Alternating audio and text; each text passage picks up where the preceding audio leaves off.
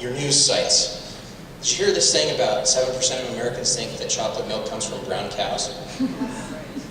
Except that the study that that clickbait headline was based on is not public. It makes you think about how your news is curated and what your journalists think is proper vetting of sources. But what about Facebook? I mean, you vet that and you curate that with your friends. I mean, you pick your friends, right? And hopefully you pick your friends. You like pages, and some of you get cat memes and some of you get political posts. But who decides that? Is it an algorithm? Is it you? Or what are the motivations of the programmer who created those things? And we don't really talk about curation as a skill, or what goes into it, or what the responsibility of that skill of curation is.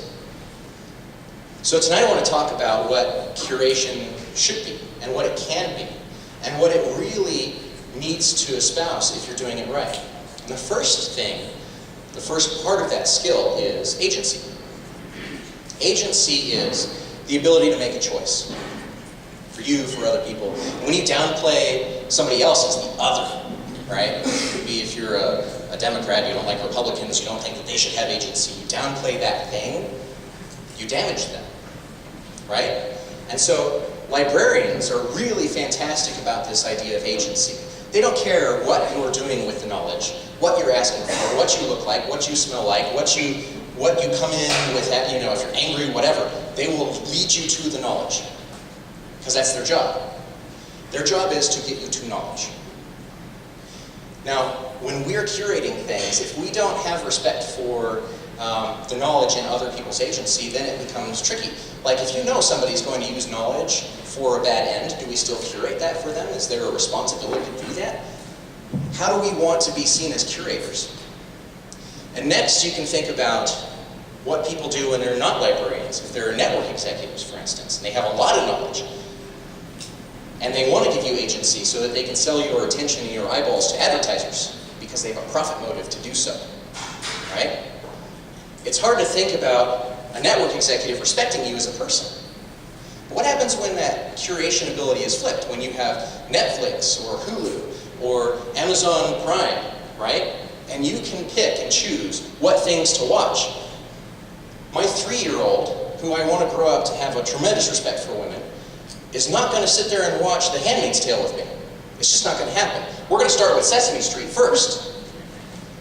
Because I think that that's a better place to start with social justice, right? And it's a better place to start with inclusion of ideas.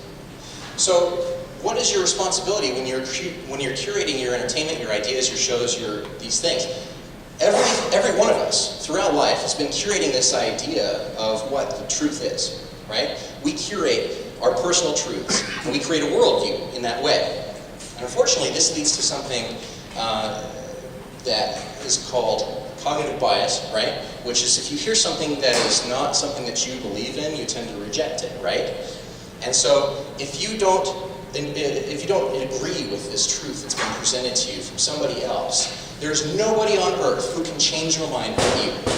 And so we end up creating these really crazy ideas for kids. We pass on these ideas and perpetuate these ideas that we don't really necessarily know where they came from, but they're from a life of pulling and curating these ideas.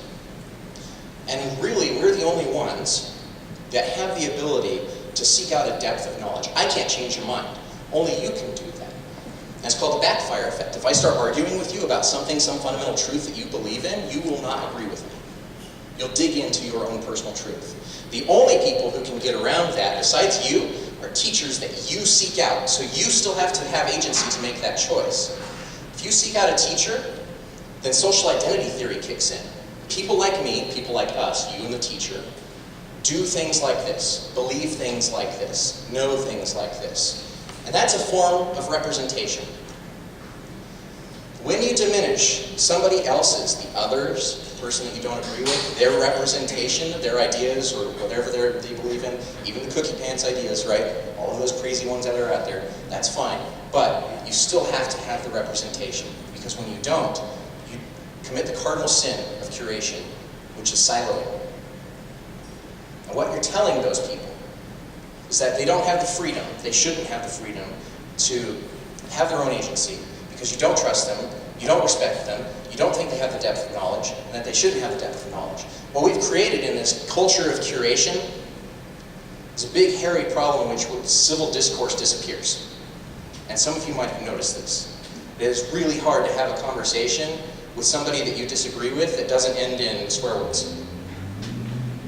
And that's sad. And the only people, because of the backfire effect, that can change this is us.